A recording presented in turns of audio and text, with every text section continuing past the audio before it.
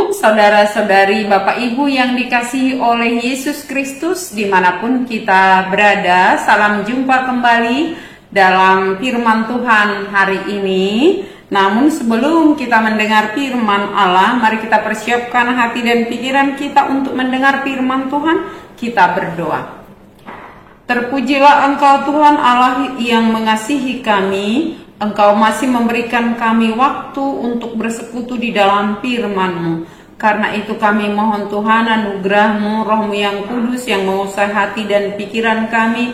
Roh-Mu itu yang memberikan kami telinga untuk mau mendengarkan firman Tuhan dimanapun kami berada. Tuhan yang baik, kuasailah hati dan pikiran kami, agar hati kami boleh terbuka lebar-lebar untuk mendengarkan firman-Mu. Dalam nama Yesus kami berdoa.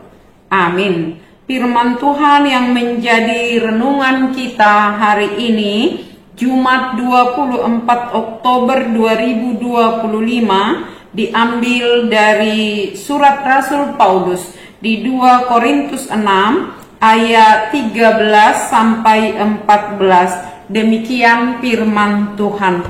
Maka sekarang supaya timbal balik, aku berkata seperti kepada anak-anakku, bukalah hati kamu selebar-lebarnya. Janganlah kamu merupakan pasangan yang tidak seimbang dengan orang-orang yang tak percaya. Sebab persamaan apakah terdapat antara kebenaran dan kedurhakaan? Atau bagaimanakah terang dapat bersatu dengan gelap? Dalam bahasa Batak demikian, songon natu anakok kumahatakon palabas hamuma nang rohamuna balos nii unang saauga hamu dohot akana soporsea ayah hama perdomuan ni hati goran dohot naso uhum jala aha doha saoran ni hatiuron dohot haholomon. Demikian firman Tuhan.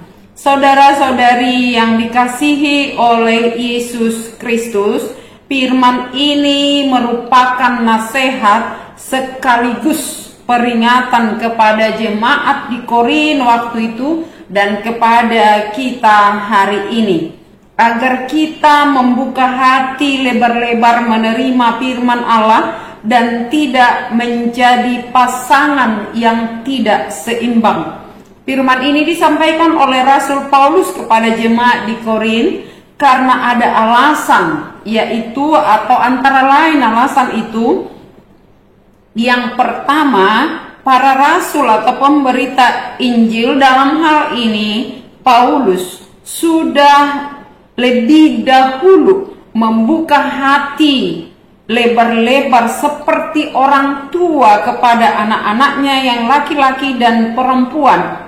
Mereka telah diterima di dalam kasih, dan oleh karena kasih itulah maka para rasul atau Paulus mau membuka hati, terbuka untuk berbagi kabar baik, terbuka untuk berbagi keselamatan yang dari Yesus, supaya mereka juga menjadi percaya dan diselamatkan. Paulus yang sudah lebih dahulu menerima kasih karunia dari Yesus, keselamatan yang dari Yesus, dia mau membuka hatinya dengan lebar-lebar kepada jemaat di Korintus.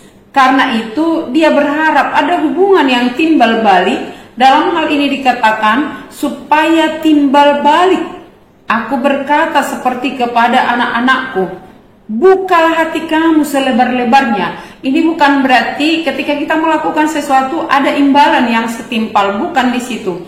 Tetapi sama seperti kata Yesus, aku telah lebih dahulu mengasihi kamu, maka kamu juga harus saling mengasihi. Ada respon. Ketika kita menerima berkat Tuhan, Tuhan mau supaya kita menjadi berkat bagi dunia ini. Maka ketika Paulus meminta buka hatimu juga lebar-lebar menerima pemberitaan itu, bukan sekedar menerima Paulus sebagai pribadi, tetapi menerima dia sebagai pemberita Injil dan juga menerima firman itu di dalam iman dan menuliskan firman itu dalam loh hati sehingga mereka hidup sesuai dengan firman itu seutuhnya. Jadi jangan sampai menjadi, yang kedua alasannya, jangan sampai menjadi pasangan yang seimbang, yang tidak seimbang. Ini bukan hanya bicara tentang pasangan dalam pernikahan, namun juga dalam setiap pribadi orang yang sudah percaya kepada Yesus. Jika mau mendengar firman Tuhan, bulatkan hati hidup untuk mendengar. Gambarannya kadang digambarkan seperti ini. Jangan buka telinga kanan untuk firman Tuhan, tetapi telinga kiri untuk suara iblis. Jangan berikan waktu untuk mendengar firman Tuhan, tapi ada juga waktu untuk menyerahkan hidup kepada berhala. Dalam hal ini di Korin waktu itu. Maka ini firman mau menegaskan bahwa ketika kita sudah menerima Yesus yang adalah terang dunia, maka kita harus mau hidup dalam terang itu. Jangan sampai mau terang, mau juga gelapnya. Jangan sampai mau menerima yang baik dari Tuhan, tetapi juga membuka hati kepada hal-hal dunia yang bisa menutup hati sisi lain kepada Yesus. Itu dia, Paulus katakan, kami telah membuka hati dengan lebar-lebar, tetapi di ayat 11 dan 12 dikatakan, tetapi kamu membuka hatimu bagi kami sangat sempit, sedikit. Jadi jangan sampai buka hati di satu saat kepada firman Tuhan, tetapi buka juga kepada yang lain tidak. Jika iya, kata Yesus, katakan iya. Jika tidak, katakan tidak, selebihnya dari si jahat. Karena apa? Karena bagaimana mungkin bisa bersatu gelap dengan terang? Pun dalam hubungan pernikahan, itu dia pasangan. Jangan sampai menjadi pasangan yang tidak seimbang. Bagaimana mungkin bisa bersatu kebenaran dengan kedurhakaan? Atau di mana letak kesamaannya kebenaran dengan kedurhakaan? Kalau kita menerima Yesus yang adalah kebenaran, jangan lagi buka hati kepada kedurhakaan. Karena itu hanya menyakiti hati, sebab jika firman Tuhan katakan, jika ada orang mendua hati atau berdua, atau di satu sisi dia mau yang baik dari Tuhan, tapi mau dari kekuatan dunia ini, hatinya akan jadi susah. Dan itu akan membuat orang menjadi susah. Percaya Yesus Juru Selamat, penolong yang setia, tidak bisa lagi percaya pada jimat atau kekuatan yang bisa kita anggap menjaga diri kita. Serahkan sepenuhnya hidup kepada Tuhan, karena bagi Yesus tidak ada kata kompromi dengan dosa. Dia memang mengasihi kita orang berdosa. Dia mau menjadi manusia hina, menderita untuk menyelamatkan kita orang berdosa karena kasihnya. Tetapi Yesus tidak pernah kompromi dengan dosa. Dia datang untuk menegakkan kebenaran, dan dia tidak akan pernah setuju kebenaran digabung dengan kedurhakaan. Jika kebenaran di dalam Yesus, maka di dalam Yesus telah kita tinggal. Jangan sampai mendua hati, atau seperti pasangan, kalau di perjanjian lama kitab Ulangan dikatakan, jangan sampai ada orang yang melukum membuat pasangannya lembu dengan keledai. Itu tidak akan seimbang. Itu akan selalu bertolak belakang dan tidak akan berhasil dalam pekerjaan. Karena itu saudara-saudaraku, firman ini sekali lagi mau mengingatkan kita, biarlah kita membuka hati lebar-lebar untuk firman Tuhan, tetapi tutup rapat untuk si iblis. Tidak boleh terbuka ke dosa, alasan karena ini masih manusia, tetapi terbuka kepada Tuhan. Dua-duanya dipegang, tidak boleh. Sekali lagi, jika iya, katakan iya. Jika tidak, katakan tidak. Ini bicara tentang kesucian hidup. Tidak boleh menjadi serupa atau serebang dengan dunia ini. Terang tidak boleh bersatu dengan gelap.